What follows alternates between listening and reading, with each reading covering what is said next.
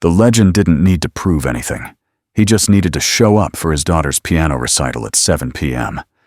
Robert Harrison, Captain Robert Harrison, though no one here called him that anymore, adjusted his first officer epaulets at 5:43 a.m. in the crew room of Summit Charter Aviation, Gate C-12, Denver International. The epaulets felt wrong.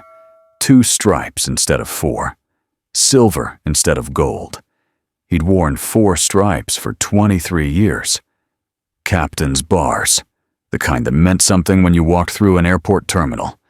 The kind that made gate agents smile and passengers relax and junior pilots straighten their posture. Now he wore 2 stripes. First officer, co-pilot. The guy in the right seat who followed orders and didn't ask questions. 28 years flying the line for United. 18,000 hours in the left seat. Perfect safety record. Not a single incident. Not a single passenger complaint. Not a single FAA violation. And now, at 52, he was taking orders from a 29-year-old who'd logged most of his hours in a simulator and thought Instagram followers meant credibility. Frank. Everyone called him Frank now. Not Captain. Not Robert, just Frank. Checked his phone. The screen glowed in the pre-dawn darkness of the crew room. Grace had texted at 11:47 p.m., long after she should have been asleep. "Mom's necklace broke again. Can you fix it before the recital?" The same silver chain Catherine wore every day of their marriage. The same one her father, Lawrence Bennett, aviation tycoon, self-made millionaire, had given her on her 16th birthday in 1999. Sterling silver, delicate filigree, a small sapphire pendant. Catherine never took it off. Not during chemo. Not in the hospital. Not even at the end, when her skin was so thin the clasp bruised her neck.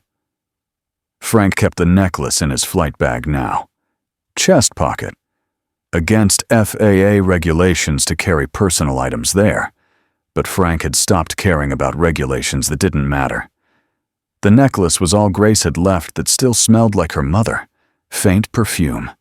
Chanel No. 5, the expensive kind Catherine wore on special occasions. Their anniversary, Grace's piano recitals. Date nights that became rarer as the years went on, and the flights got longer, and Frank spent more time at 39,000 feet than at home. He unzipped the chest pocket of his flight bag, pulled out the necklace. The clasp was bent. Silver worn thin where Catherine's fingers had worried it during the bad months. May 2022 through February 2023. 10 months of chemo and radiation and false hope. She'd refused to take the necklace off. Said it reminded her of her father. Of being 16. Of the summer before everything got complicated. Frank held the necklace up to the fluorescent lights. The clasp had broken at the hinge. 3rd time in 18 months. He'd fixed it twice before. Once with a paperclip. Once with a twist tie from a loaf of bread. Neither repair lasted more than a month. He placed the necklace back in the pocket. Zipped it carefully. Felt the small weight against his ribs under his uniform shirt. The crew room door opened. Captain Justin Gray walked in. 29 years old. Tall, lean, gym rat build. Aviator sunglasses pushed up on his head even though the sun wasn't up yet. iPhone 15 Pro Max in one hand. Protein shake in the other. The kind with 30 grams of protein and 0 grams of taste. He wore his captain's bars like a badge of honor. 4 stripes, polished daily. Probably. "You the single dad co-pilot?" Justin's voice carried across the room. Loud, confident.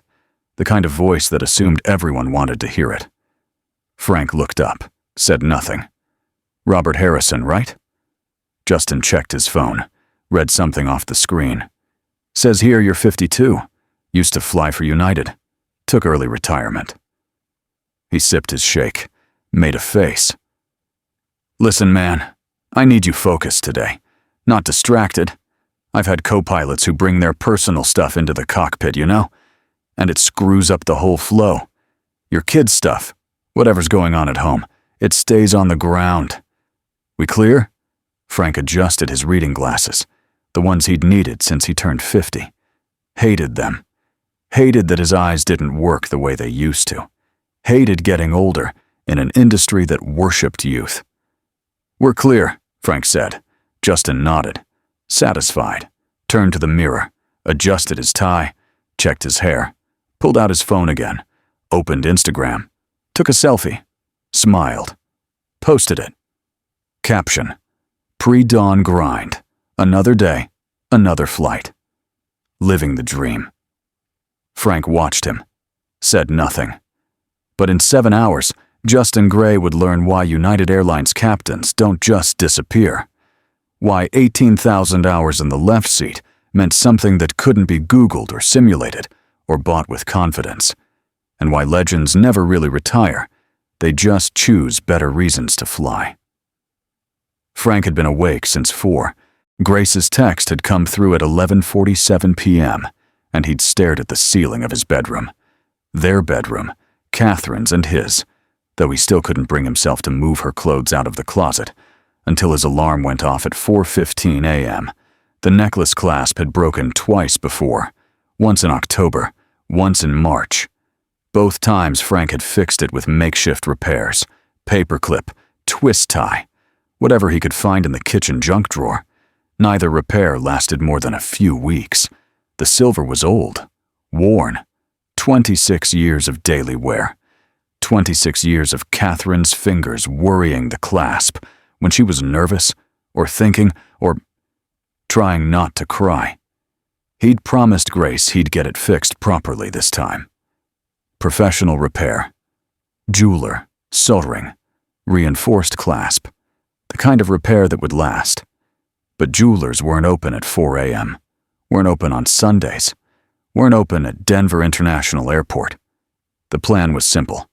Fly to Cheyenne, land by 8:30 a.m., find a jeweler, fix the necklace, catch a commercial flight back to Denver by noon, be home by 2 p.m., plenty of time before Grace's recital at 7 p.m., plenty of time.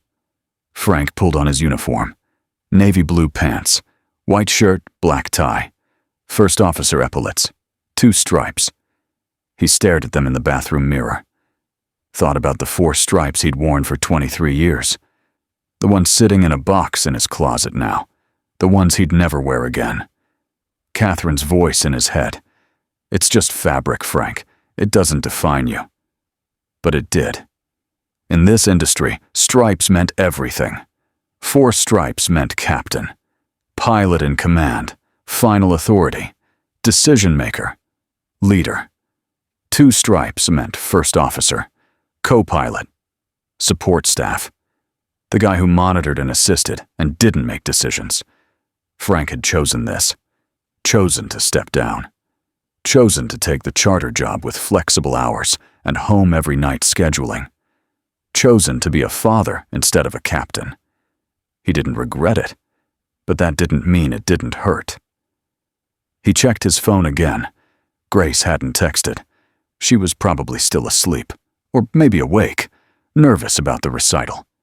Chopin, Nocturne in E-flat major, Pour Note on 9, number 2. She'd been practicing for 3 months, 8 weeks, every night after dinner. The piano in the living room, Catherine's piano. The one her parents bought her when she was 7. The one she'd played every Sunday morning before church. Frank could still hear Catherine playing. Sunday mornings. Coffee brewing. Sunlight through the kitchen windows. Grace, 3 years old, sitting on the piano bench next to her mother. Tiny hands trying to follow Catherine's fingers on the keys. That was 14 years ago. Felt like yesterday. Felt like a lifetime. Frank grabbed his flight bag, checked the chest pocket. The necklace was still there, zipped safely inside. He could feel it when he slung the bag over his shoulder. Small weight, barely noticeable. But there. He drove to the airport in darkness. I-70, westbound. The same stretch of highway Catherine had been on when she died. June 14th, 2023. 4:30 p.m., eastbound lanes, just past Morrison. Black ice, freak weather, 80 degrees 1 hour, freezing rain the next. Frank didn't think about it. Tried not to. But every time he drove this stretch of highway, his hands tightened on the wheel, and his breath got shallow, and he could hear the voicemail he'd listened to when he landed that day. "Mr. Harrison, this is Officer Ramirez with Colorado State Patrol. There's been an accident involving your wife, Catherine Harrison. Please call us back immediately at—" Frank had listened to that voicemail 3 times before he understood what it meant. Before his brain processed the words. Before he realized Catherine was gone. He parked in the crew lot at Denver International. 5:27 a.m., 16 minutes early, grabbed his bag, walked through the employee entrance, badged in, took the stairs to the charter terminal, gate C-12, Summit Charter Aviation, small operation, 12 aircraft, Gulfstream G280s mostly, high-end clients, corporate execs, hedge fund managers, the kind of people who paid $10,000 for a 1-hour flight because commercial was beneath them. Frank didn't care about the clients, didn't care about the money, cared about the schedule. Home every night. No overnights. No 3-day trips. No 13-hour flights to Tokyo where he couldn't be reached if something happened at home. Never again. The crew room was empty when Frank arrived. He dropped his bag on the table, pulled out his tablet, checked the flight plan. Summit, 47, Denver to Cheyenne, 1 hour, 6 passengers. Captain Justin Gray, First Officer Robert Harrison. He ran through the weather. Clear skies, winds light, no turbulence expected. Easy flight. He checked his watch. 5:43 a.m. Justin would be here any minute. Always arrived exactly at the scheduled report time. Not early, not late. Exactly on time. Frank had flown with him twice before. Knew his habits. Protein shake, Instagram selfie, loud entrance. Frank pulled the necklace from his flight bag, held it up to the light. The clasp was worse than he'd thought. Not just bent, cracked. The hinge barely held. One wrong move and it would snap completely. He placed it back in the pocket. Made a mental note. Jeweler in Cheyenne. First priority after landing. The door opened. Justin walked in. Aviators. iPhone. Protein shake. Like clockwork. "You the single dad co-pilot?" Frank looked up, adjusted his reading glasses. "That's me." Justin set his shake on the table, extended his hand. Firm handshake, the kind that tried too hard. "Captain Justin Gray, good to meet you. I like to run a tight ship, you know? Professional. By the book. I've been flying for Summit for 8 months now. Before that, I was with SkyWest, regional jets. Built up my hours. Got my ATP at 23, youngest in my class at Embry-Riddle." Frank nodded. "Congratulations." "Thanks, man. So listen." Justin pulled out his iPad, opened the flight plan. "Here's how I like to work. I handle all radio calls, all of them. You just monitor. If I need you to do something, I'll ask. But generally, I like to fly single pilot ops even with a co-pilot. Keeps things simple. Less room for error." He looked up, smiled. "No offense, but I've had co-pilots who try to help too much, and it throws off my rhythm." Frank said nothing. "Also," Justin continued, "I need you present. Like mentally present. I know you've got stuff going on at home. Kid, single parent, whatever. But when you're in my cockpit, your head needs to be in the game. Passengers are trusting me to get them there safely. And I can't do that if my co-pilot is distracted. We clear?" Frank adjusted his glasses again. "We're clear." "Great." Justin checked his phone, scrolled through Instagram, liked a few posts, posted his selfie, checked the comments, smiled, put the phone down. "Passengers board at 6:30.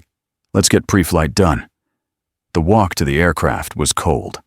December in Denver, 28 degrees. Wind from the west at 8 knots. Frank's breath fogged in the air. He carried his flight bag in his left hand, felt the necklace shift inside the chest pocket. The Gulfstream G280 sat on the ramp at gate C-12. tail number November 87, Bennett. Frank knew this aircraft, had flown it 17 times in the past 4 months. It was one of Lawrence Bennett's first purchases after he sold his construction company in 2003. 22 years old now, older than most charter aircraft, but well-maintained, impeccable records, never a mechanical issue. Frank approached the tail, ran his hand along the fuselage. Smooth aluminum, cold. He whispered, "Bring me home on time, baby." Old habit. He'd done this on every flight for 28 years. A small ritual, a prayer almost. Catherine used to tease him about it, called him superstitious.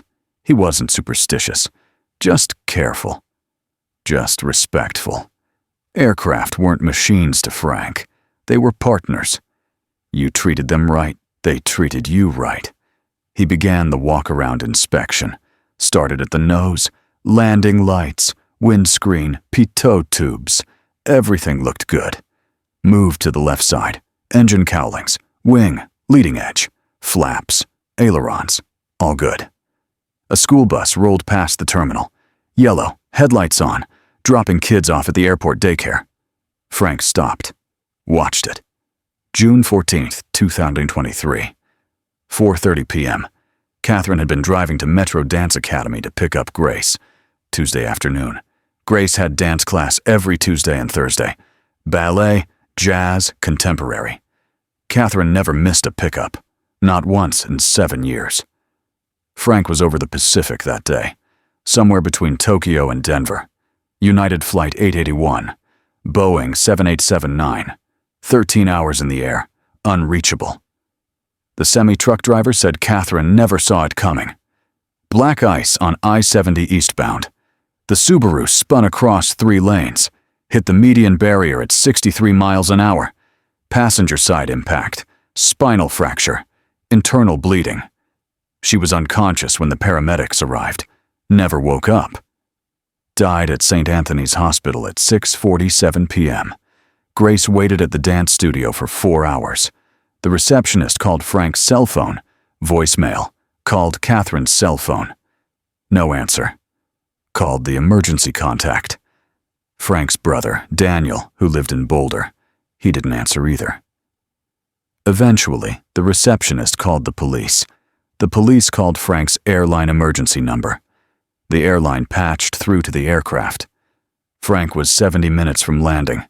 The captain on that flight, Marcus Wong, 30-year veteran, good man, pulled Frank aside after they landed, told him in the jetway. Frank heard the words, processed them, nodded, thanked Marcus, walked to the parking garage, got in his car, and then the ground came up to meet him and he couldn't breathe. Grace was still at the dance studio when Frank arrived at 8:15 p.m., 3 hours and 45 minutes after Catherine died. She was sitting in the studio office, still in her leotard, pink tights, ballet shoes in her lap. The receptionist, young woman, early 20s, trying her best, had given Grace a granola bar and a juice box and let her watch videos on her phone. Grace looked up when Frank walked in. Her face was blank. No tears. No emotion. Just blank. "Where's Mom?" she asked. Frank knelt in front of her, took her hands, and told her the truth. Grace didn't cry that day, or the next day, or the day after that. She didn't cry at the funeral, didn't cry when they packed up Catherine's clothes, didn't cry when Frank sold the Subaru because he couldn't look at it anymore. She cried 3 months later. November 2020. Thanksgiving. They were eating dinner, just the two of them. Turkey from Whole Foods, mashed potatoes from a box. And Grace looked at Catherine's empty chair and said, "I miss her." And then she sobbed. Deep, choking sobs. The kind that came from somewhere so far down Frank didn't know a 14-year-old could access it. Frank held her, didn't say anything, just held her. That was the day he decided to retire from United, to take the charter job, to be home. Every night. No matter what. The school bus finished unloading, drove away. Frank finished the walk around, Everything checked out. He headed back to the crew room. Justin was in the cockpit when Frank returned, already running through the pre-flight checklist. Frank climbed into the right seat, buckled in, put on his headset. "Okay," Justin said without looking up. "Here's how we're gonna do this. I'll handle all radio calls. You just monitor. And if I ask you to do something, confirm it with me first before you touch anything. I've had co-pilots who just go rogue, you know? Touch switches without confirming. Screws up my flow. My procedures." Frank clipped his headset on. "Understood." Justin glanced at him. "You good? You seem quiet." "I'm good." "Okay, just making sure. I need you present, mentally present." Frank pulled up the weight and balance sheet on the tablet, started reviewing the numbers. Justin had already input the data: fuel load, passenger weight, baggage, takeoff weight.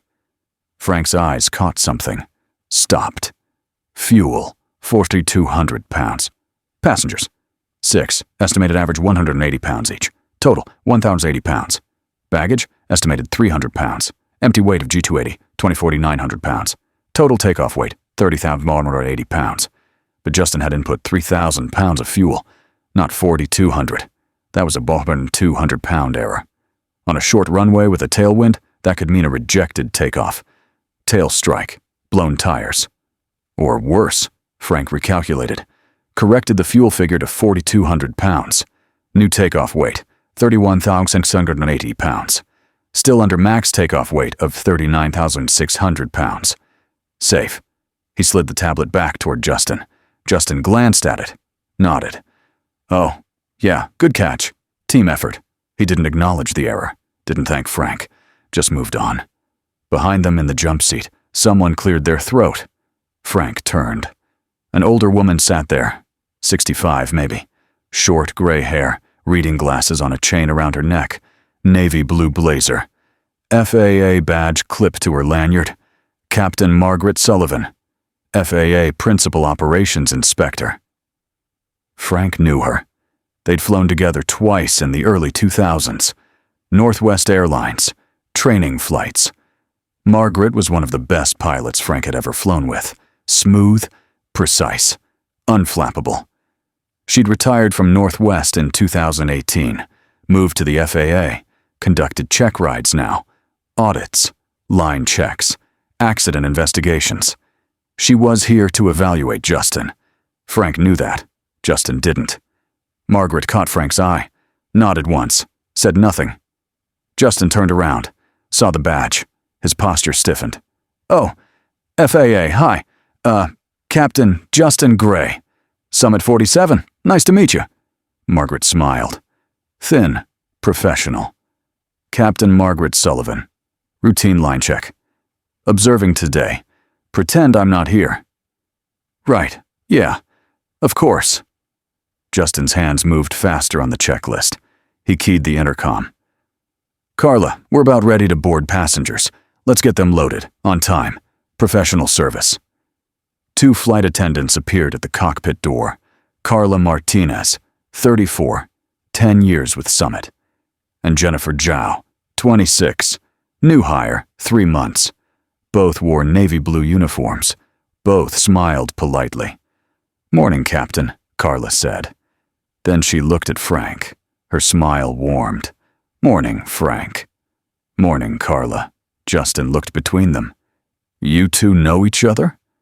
"We've flown together a few times," Carla said diplomatically.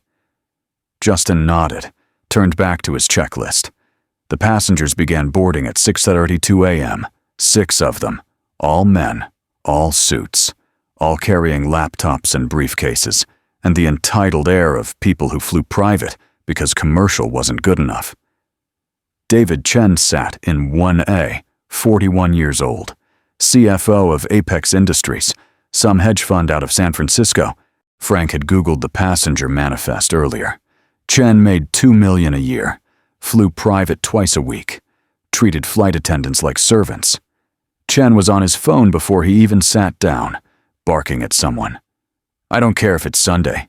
Get me those Q4 projections by noon, or I'm calling your boss. Yeah. Don't make excuses. Just get it done. He hung up, looked at Carla.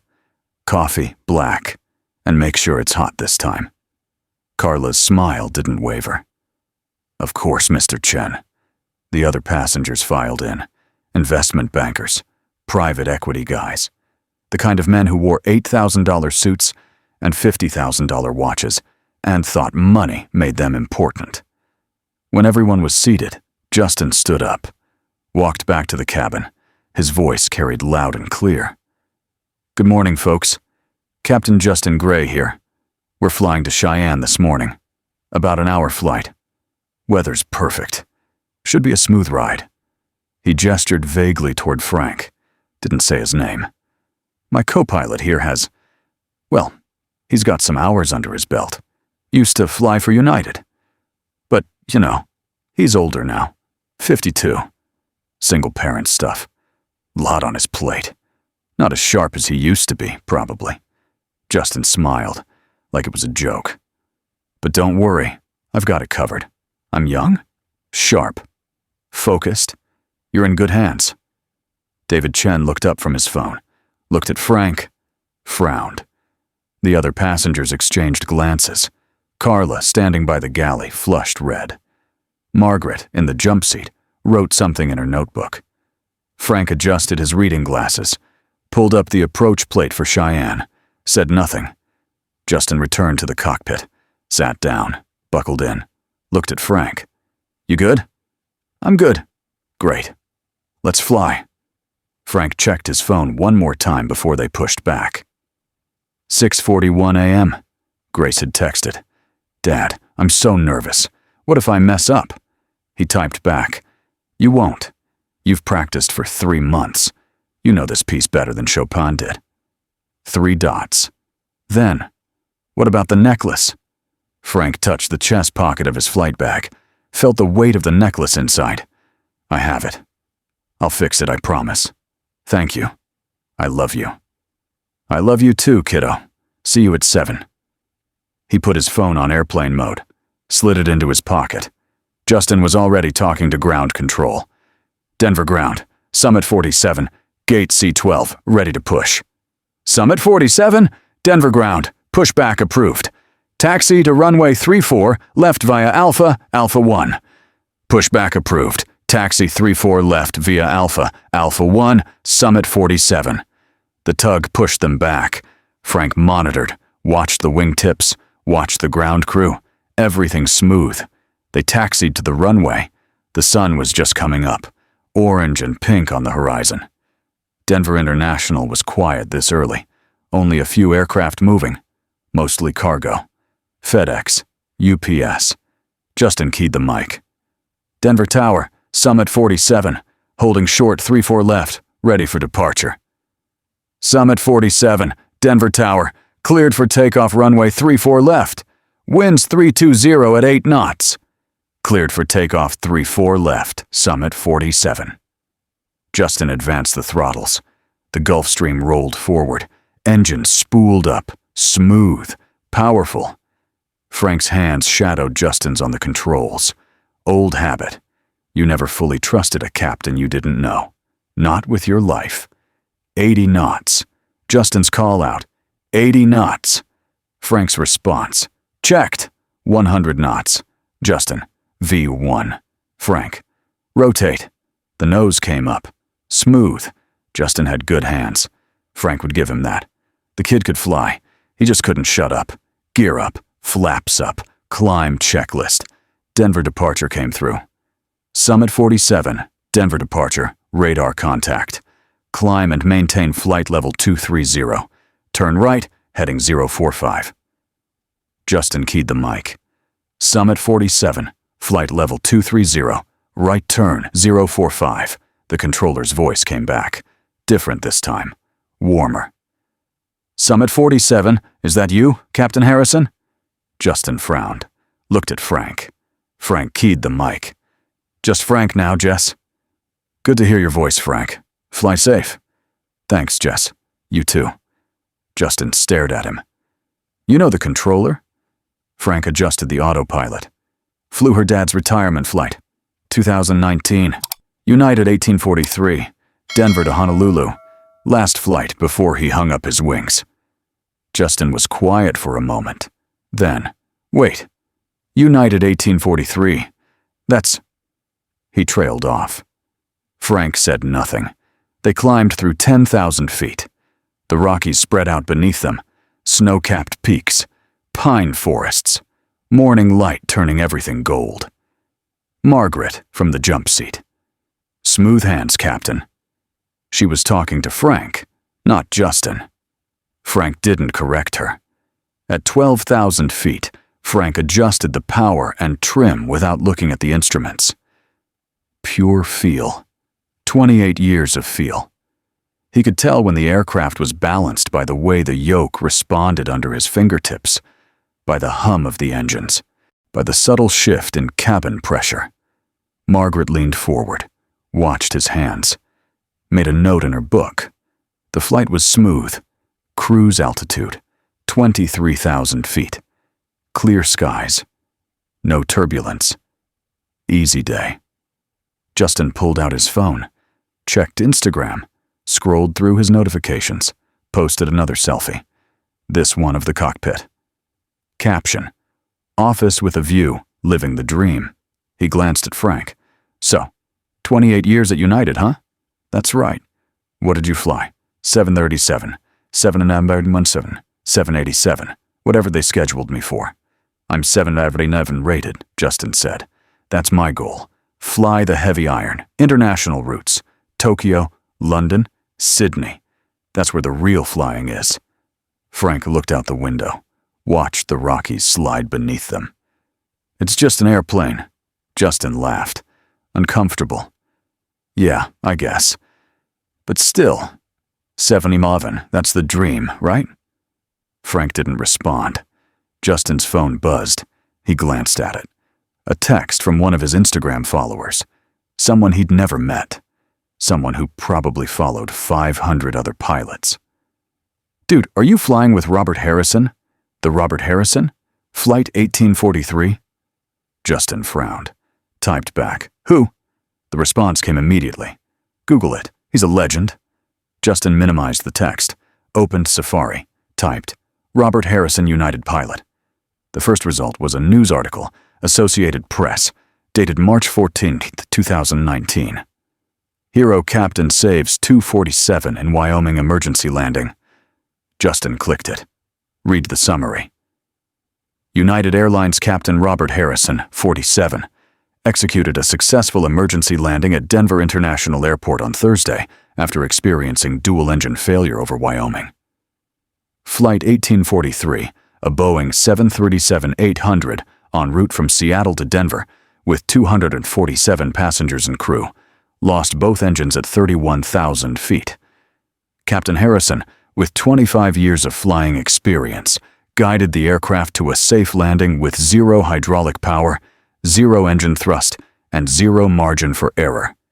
NTSB investigators called it one of the top 10 emergency landings in commercial aviation history. Justin scrolled down. Found another article, this one from the FAA. FAA Awards, Wright Brothers Master Pilot Award to Captain Robert Harrison.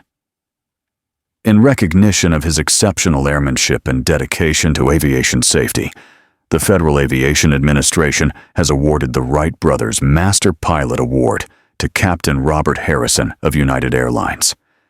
The award, one of the most prestigious in aviation, is given to pilots who have demonstrated professionalism, skill, and expertise for 50 or more years.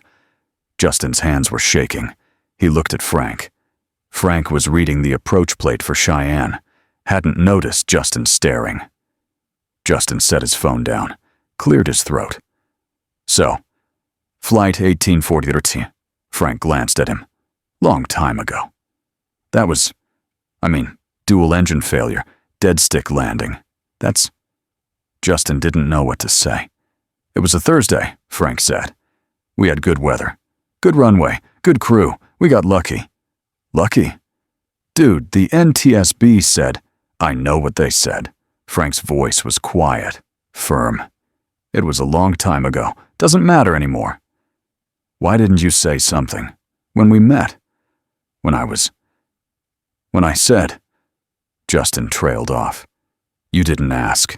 And like I said, it doesn't matter. But you're a legend.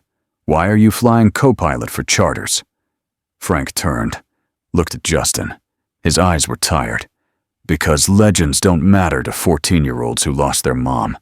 Being there matters. Being home every night matters. Making her recital matters. Justin opened his mouth, closed it, looked at his phone, looked back at Frank. Margaret, from the jump seat, wrote another note. Cheyenne approach came through at 8:17 a.m. Summit 47, Cheyenne weather. Winds 360 at 40, gusting to 50. Runway 09er only. Winds favor that heading. Altimeter 3002. Be advised, wind shear reported on final approach.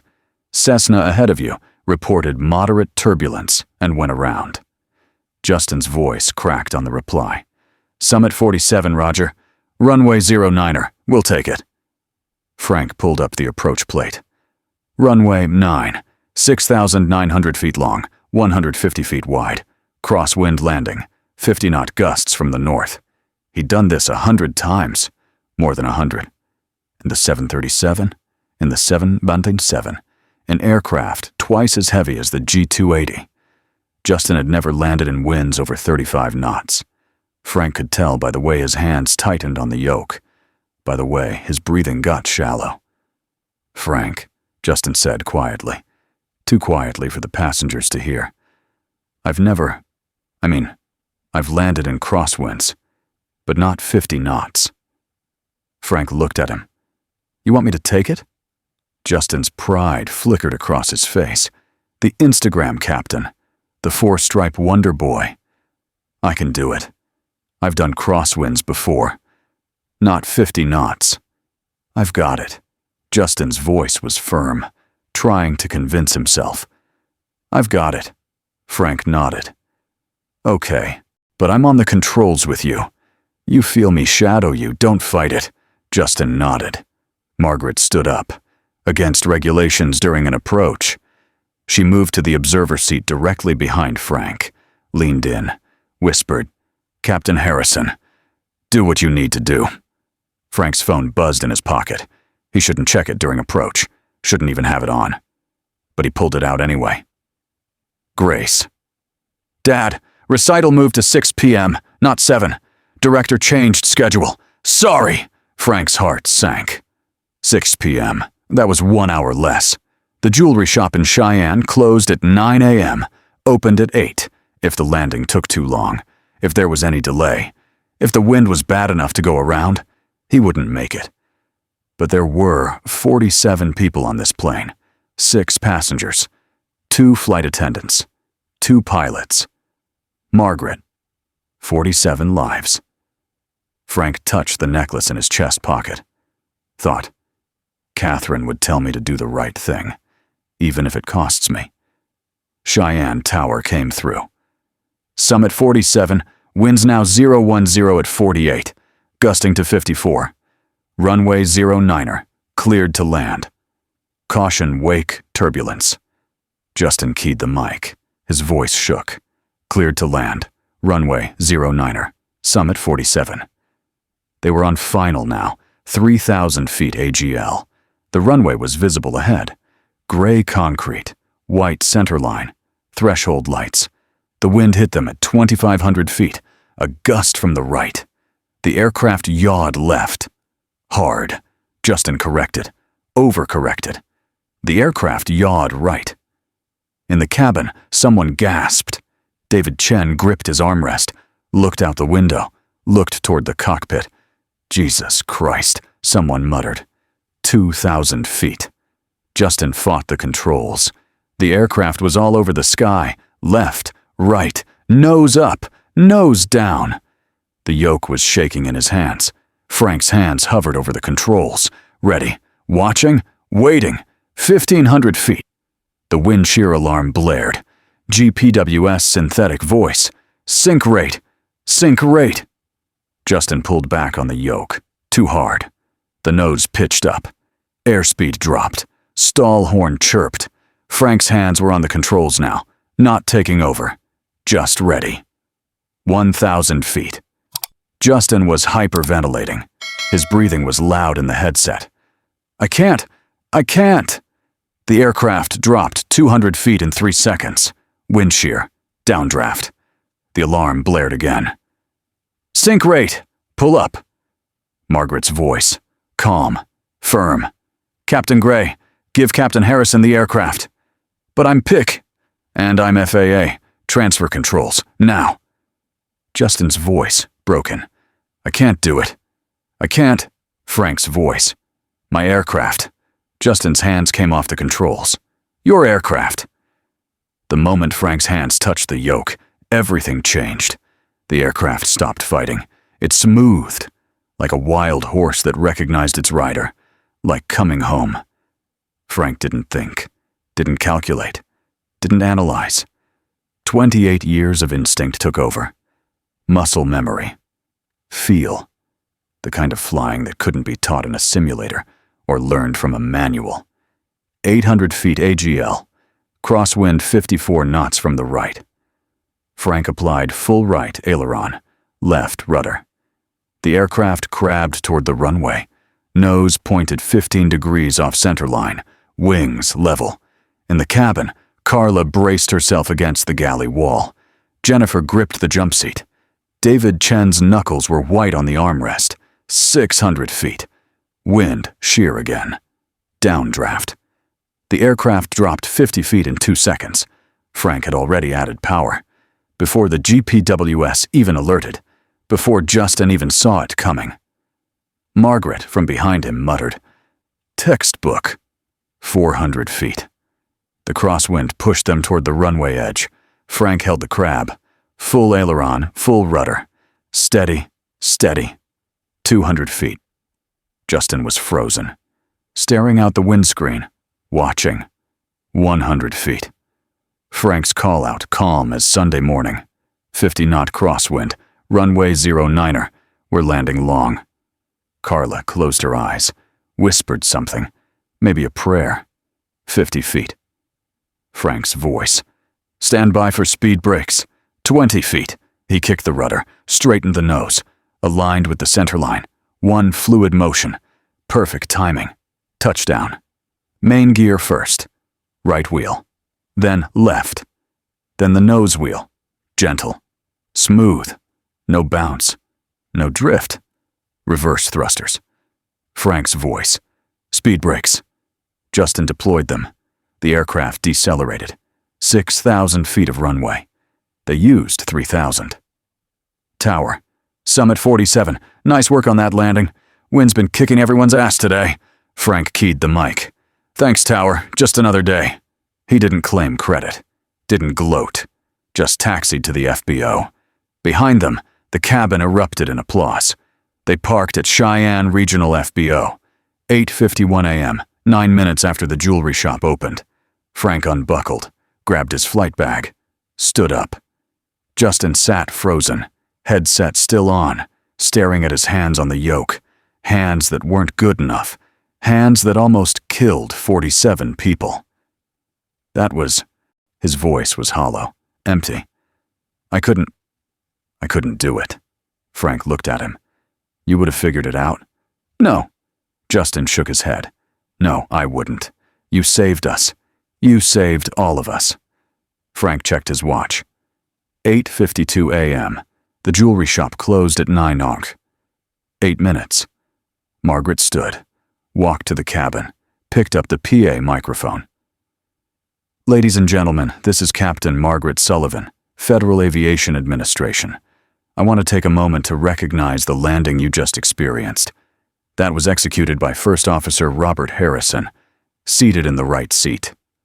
Some of you may not know this, but Captain Harrison has 28 years of flying experience with United Airlines. 18,000 flight hours. Perfect safety record. That landing in those conditions, with those winds, is what mastery looks like. It's what decades of experience look like. Please join me in thanking him." The cabin erupted again. Applause. Cheers. David Chen stood up, clapped louder than anyone. Frank waved them off, embarrassed. "Thank you, but I need to go. I have somewhere to be." He headed for the door. 3 maintenance crew members waited on the ramp, Bennett Aviation coveralls, logo on the chest. "Mr. Harrison, we didn't know you were flying today, sir. Your aircraft is secure. Do you need anything?" Justin, deplaning behind Frank, stopped. "Mr. Harrison?" David Chen overheard, pulled out his phone. Googled Harrison Bennett Aviation. His face went pale. "Harrison. Bennett Aviation Holdings. Holy shit!" He turned to Frank. "You're Lawrence Bennett's son-in-law. You inherited the company." Frank kept walking. "I need to go." "Wait." David Chen jogged after him. "You own this charter company? You own the plane we just flew?" Margaret appeared behind Justin. Her voice was ice. "Lawrence Bennett founded Bennett Aviation Holdings in 1987. 12 aircraft, $40 million in assets. Offices in Denver, Phoenix, and Las Vegas. When he passed away in 2021, everything went to his daughter, Catherine Harrison. She died in 2023. Frank inherited the entire operation." She looked at Justin. "He owns this charter company, Captain Gray. He owns the aircraft you just flew. He owns your job. And he's been flying Copilot because he wants to be home every night for his daughter." Justin's face drained of color. I didn't know." "No," Margaret said. "You didn't, because you didn't ask. You assumed. You mocked. You belittled. And you almost killed 47 people." Frank was already sprinting toward the terminal. The jewelry shop was at the end of the FBO concourse. Small, family-owned, hand-painted sign. Kowalski Fine Jewelry and Repair, Estor 1987. The lights were on. Frank could see someone moving inside. He reached the door. It was locked. He knocked. Pounded. Please, I need help." An elderly man appeared behind the glass. 70 maybe. White hair. Bent back. Thick glasses. He saw Frank's uniform. Saw the desperation on his face. Unlocked the door. "Captain, I just opened. But you look like you're in trouble." Frank pulled out the necklace. His hands were shaking. "My daughter. Her mother's necklace. She has a recital at 6. I know you just opened. But I need this fixed. The clasp is broken. It keeps breaking. And my daughter. She lost her mom 18 months ago, and this necklace is all she has left. And I promised her. I promised I'd fix it." Mr. Kowalski took the necklace, held it up to the light, examined the clasp, turned it over, looked at the sapphire pendant. "This is beautiful work," he said softly. "Old. 20 years, maybe 30. The clasp is worn thin. That's why it keeps breaking. Can you fix it?" Mr. Kowalski looked at Frank, at the desperation in his eyes, at the uniform, at the wedding ring Frank still wore on his left hand. "Give me 5 minutes." He disappeared into the back. Frank stood in the shop, surrounded by glass cases, engagement rings, wedding bands, watches, anniversary gifts, all the markers of life, of love, of time passing. His phone buzzed. "Grace. Dad, where are you? You didn't answer my last text." He typed back with shaking hands. "Fixing the necklace. I'll be there, I promise." "You better be. I'm so nervous I might throw up. You're going to be amazing. Mom would be so proud." 3 dots. Then, "I wish she was here." Frank's throat closed. "Me too, kiddo. Me too." Mr. Kowalski emerged from the back. He held the necklace. The clasp was reinforced, soldered, strong.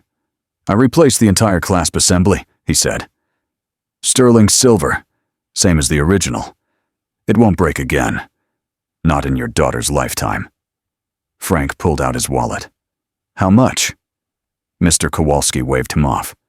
"No charge, Captain." "Sir, I can't." Yes, you can. Mr. Kowalski's eyes were wet. I lost my wife 10 years ago. Cancer. Same as your wife, I'm guessing.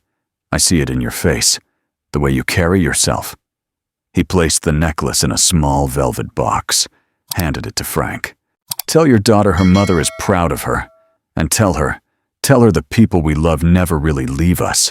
They stay in the jewelry we wear, in the music we play, in the way we love the people they left behind. Frank couldn't speak, couldn't breathe. He just nodded.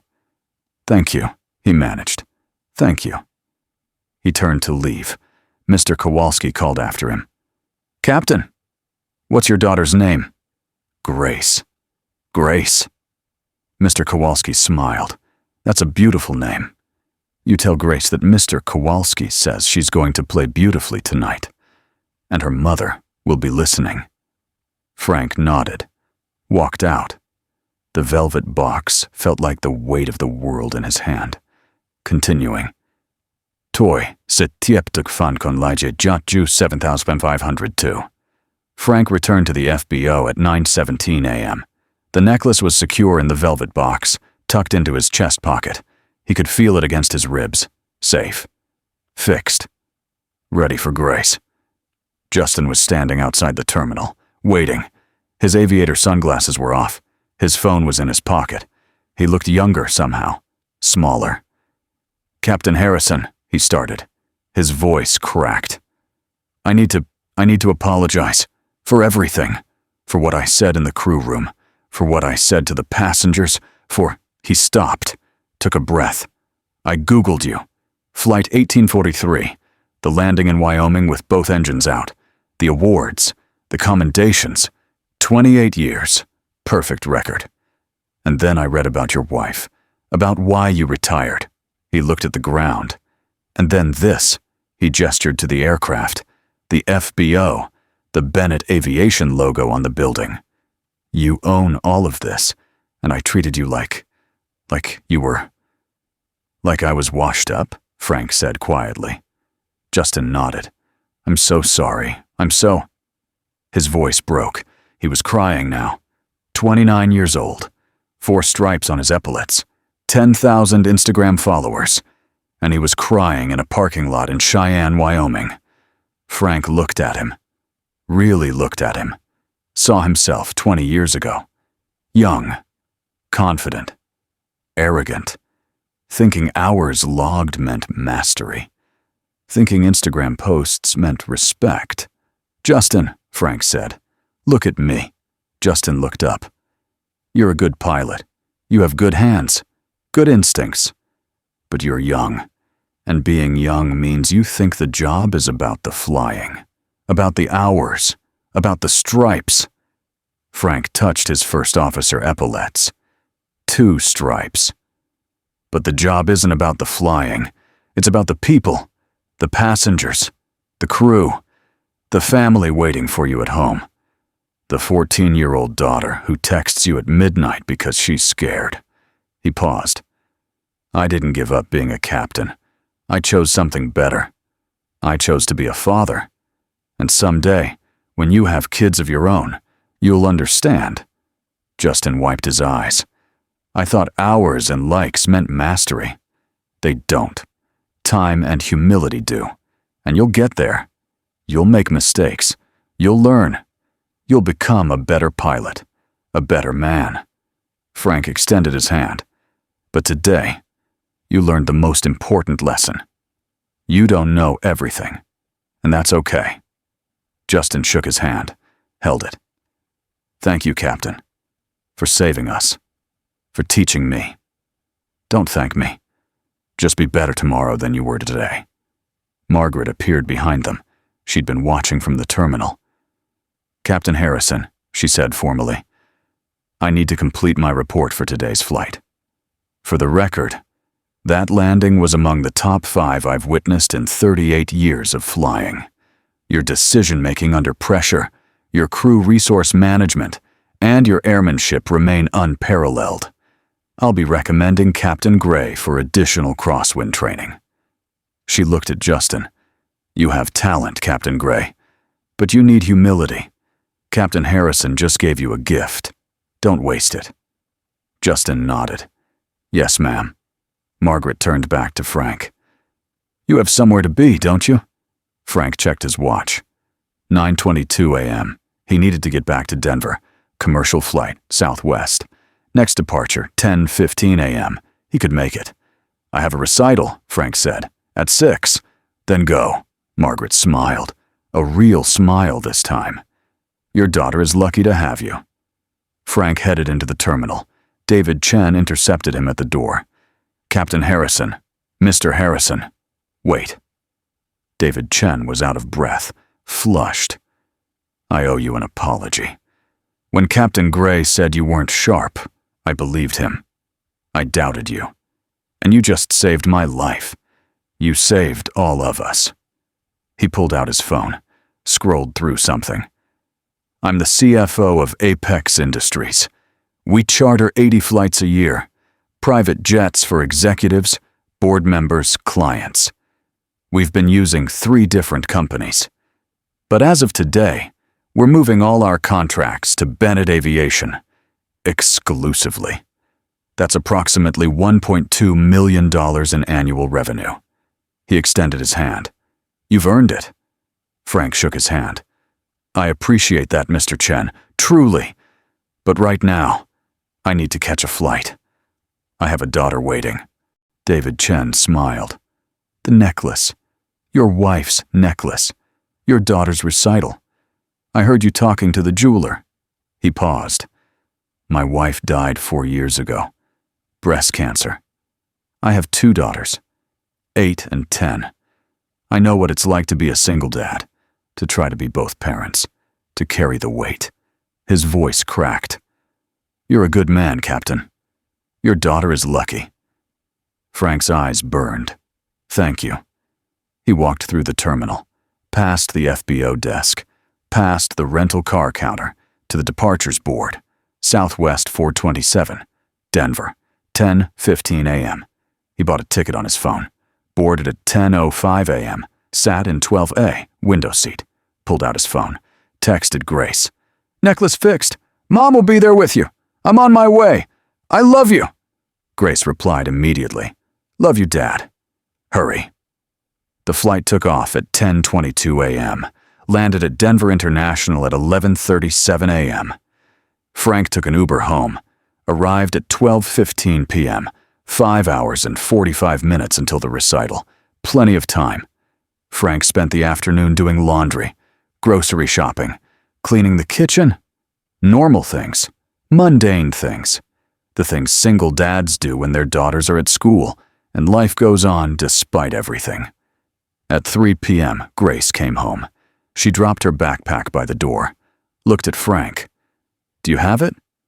Frank pulled the velvet box from his pocket, opened it. The necklace gleamed inside. The clasp was perfect, reinforced, strong. Grace's face crumpled. She took the necklace, held it to her chest, started crying. Frank held her, didn't say anything, just held her. I miss her so much, Grace whispered. I know, me too. I don't want to do this without her. You're not doing it without her. She's here. She's always here. Grace looked up. Her eyes were red. Do you really think so? Frank touched the necklace. I know so. Denver East High School Auditorium. 5:47 p.m. Frank arrived 13 minutes early. The auditorium was filling up. Parents, teachers, students. The piano sat center stage. A Steinway Grand, black, polished, beautiful. Grace was in the hallway backstage, pacing. Her hands trembled. She wore a black dress. Her hair was pulled back. The necklace gleamed at her throat. When she saw Frank, she ran. He caught her.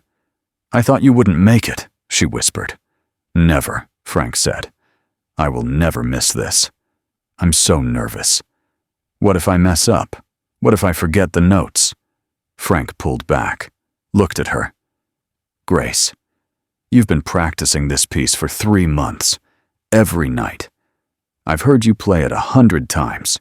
You know every note, every pause, every breath. You're ready. But what if? No what ifs. Mom used to say, play like you're talking to me. So tonight, when you sit at that piano, you talk to her. You tell her everything you want to say, and she'll listen. She's always listening." Grace touched the necklace, closed her eyes, nodded. "Okay," she whispered. "Okay. Go knock 'em dead, kiddo." She hugged him one more time, then disappeared backstage. Frank walked into the auditorium, found his seat. Front row, center. The best seat in the house. The seat next to him was empty. He'd saved it. Put his jacket on it. His hand rested on the armrest, on Catherine's side. The lights dimmed at 6 p.m. The auditorium grew quiet. The piano teacher, Ms. Chen, 50-something, kind eyes, patient voice, walked onto the stage. "Good evening, everyone. Welcome to our winter recital. We have 14 students performing tonight. Each one has worked incredibly hard. Please give them your full attention and your full support." She smiled. "Our first performer is Grace Harrison. She'll be playing Chopin's Nocturne in E-flat major, Opus 9, number 2. Applause. Grace walked onto the stage at 6:04 p.m. Frank's breath caught. She looked so much like Catherine. Same green eyes, same freckles across her nose, same way of holding her shoulders when she was nervous. Grace sat at the piano, adjusted the bench, touched the necklace, looked at Frank. He nodded. She placed her hands on the keys and played. The opening notes filled the auditorium. Slow, melancholic, beautiful. The melody floated like smoke, like memory, like grief transformed into something bearable. Frank's hand tightened on the empty armrest. He could feel Catherine there, could hear her voice. "She's playing like she's talking to me." Grace's hands moved across the keys like water, like breath. Every note perfect. Every pause exactly where it should be. She wasn't just playing the music. She was living it, feeling it, giving it everything she had. The middle section built. The tempo increased slightly. The dynamics swelled. Grace leaned into it. Her whole body moved with the music. And then the return. The opening theme. Softer now. Quieter. Like a memory fading. Like saying goodbye. The final notes hung in the air. Grace's hands lifted from the keys. She sat still. Eyes closed. Breathing. Then the auditorium erupted. Standing ovation. Everyone. Parents. Teachers. Students. All of them on their feet. Clapping. Cheering. Frank stood. Clapped harder than anyone. His face was wet. He didn't care. Grace stood. Bowed. Looked at Frank.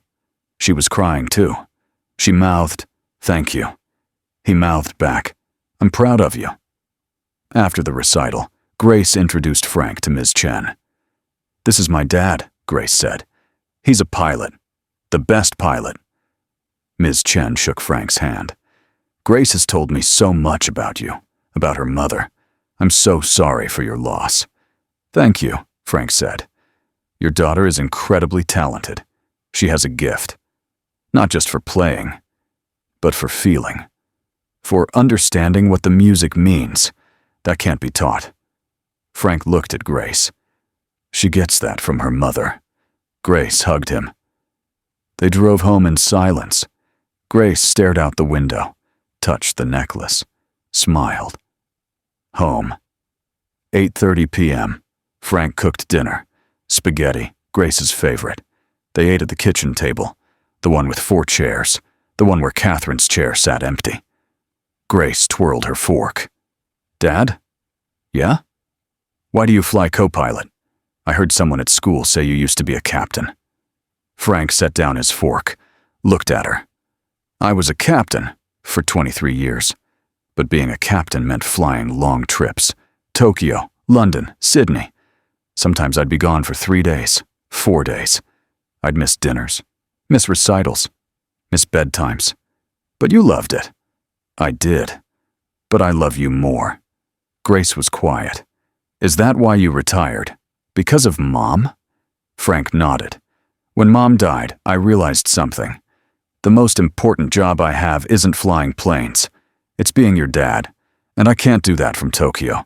So I chose you. I chose to be home every night. To cook dinner. To help with homework. To fix broken necklaces. To sit front row at recitals. But you were a captain. You had 4 stripes. You were important. Frank reached across the table, took her hand. Grace, listen to me. Captains fly planes. Dads fly home. And there's nothing more important than coming home to you. Every single night. Grace's eyes filled with tears. Mom would be proud of you. Frank's throat closed. He squeezed her hand. I hope so, kiddo. I hope so. They finished dinner, washed dishes. Grace went to her room to do homework. Frank sat alone in the living room. At 9:15 p.m., his phone buzzed. Email from Margaret Sullivan. Subject, Re-Summit. 47, audit report. Robert, I've submitted my final report on today's flight. Captain Gray will require additional training in crosswind operations and crew resource management. However, I want you to know that your performance today was exceptional. That landing, in those conditions, was a textbook example of airmanship. You remain one of the finest pilots I've ever had the privilege of flying with. If you ever want to return to the left seat, the industry would welcome you back. But I suspect you're exactly where you need to be. Your daughter is lucky to have you. Respectfully, Margaret. Frank smiled, deleted the email. At 9:47 p.m., he checked Instagram. He didn't have an account. But Grace did. She followed Justin, and Justin had posted something new. A photo of the cockpit. Sunrise through the windscreen. The Rockies in the distance. Caption, Today I flew with a legend. Not because of his hours. Not because of his awards. Not because of his Instagram followers. But because he chose his daughter over his ego. He chose fatherhood over fame. He chose to be present over being praised. That's the kind of captain I want to be. That's the kind of man I want to be. Thank you, Captain Harrison, for teaching me what really matters. 127,000 people had seen it. 3,000 comments. Frank closed the phone. Didn't need to read the comments. Didn't need the validation. He walked upstairs. Checked on Grace. She was asleep. Textbook open on her chest. He moved the textbook, covered her with a blanket, placed Catherine's framed photo on the nightstand, whispered, We did good today, Kath. She played beautifully. You would have been so proud. He stood there for a moment, watching Grace sleep, watching her chest rise and fall, watching the necklace gleam in the dim light from the hallway. Then he went to his room, pulled out his old United Airlines logbook. The leather was worn. The pages were yellowed. 28 years of entries. 28 years of flights. He flipped to March 14, 2019, Flight 1843, Seattle to Denver. His handwriting was cramped. Urgent. Dual engine failure over Wyoming, 31,000 feet. Both engines out. No hydraulics. No power. Dead stick landing Den runway 16R. 247 souls aboard. 0 fatalities. Hardest day of my career. I never want to feel that fear again. Frank picked up his pen, added a new entry. Today's date, December 29th, 2025. Summit 47, Denver to Cheyenne, crosswind landing, 50 knot gusts. Took controls from captain on final approach. 47 souls aboard. Safe landing. Fixed Catherine's necklace. Made Grace's recital. Best day of my life.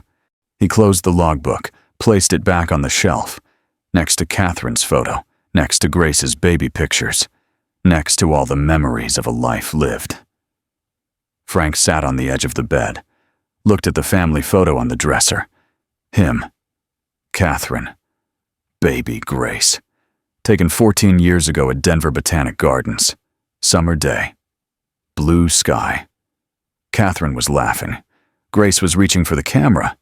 He thought, I used to think flying was about altitude, about how high you could climb, how far you could go, how fast you could get there.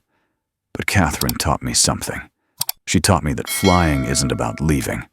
It's about coming home. Every single time. Frank lay down, closed his eyes, and for the first time in 18 months, he slept through the night without waking up in a cold sweat, without reaching across the bed for someone who wasn't there, without hearing Grace crying through the walls. He slept, and he dreamed of Catherine, and in the dream, she was smiling. The next morning, Frank woke at 6:00 a.m. Sunday. No flight scheduled. He made coffee, sat at the kitchen table, watched the sun come up through the window. Grace came downstairs at 8:30 a.m., hair messy, still in pajamas. She sat across from him. "Morning, Dad." "Morning, kiddo." "I had a dream about Mom last night." Frank set down his coffee. "Yeah?" "She was at the recital, sitting next to you. She was smiling. And when I finished playing, she stood up and clapped, just like you did." Frank's eyes burned. "That sounds like a good dream." It was. Grace touched the necklace, still around her neck. She'd slept in it. "Thank you for fixing this, for being there, for everything." "You don't have to thank me, Grace. That's what dads do." "No." Grace shook her head. "Not all dads. You could have stayed a captain. You could have kept flying big planes to big cities, but you gave that up, for me. I didn't give it up. I chose something better." Grace smiled. "Captains fly planes. Dads fly home." Frank laughed. "Where'd you hear that?" "You said it last night, at dinner, and I think it's the truest thing I've ever heard." Frank reached across the table, took her hand. "Your mom would be so proud of you. The way you played last night. The way you've handled everything this past year. The way you keep going even when it's hard." "I learned it from you," Grace said. They sat there, father and daughter, in the kitchen, in the house Catherine had picked out, in the life they were building together. And outside, through the window, the sun rose higher. And somewhere, 23,000 feet above Denver, United Flight 881 was crossing the Rockies. And in the left seat, a Captain Frank had trained 15 years ago was guiding 247 passengers safely home.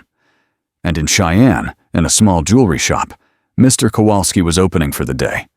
And on his workbench sat a note he'd written to himself. "Captain Harrison's daughter played beautifully last night. I could feel it." And in Gate C-12 at Denver International, Justin Gray was sitting in the crew room, staring at his phone, reading the comments on his Instagram post, reading the stories other pilots were sharing, stories of sacrifice, stories of choosing family over fame, stories of what it really means to be a captain. And he was learning, and Frank was home, and Grace was healing, and Catherine, somewhere, somehow, was smiling. Because the legend didn't need to prove anything. He just needed to show up. And he did. Every single time.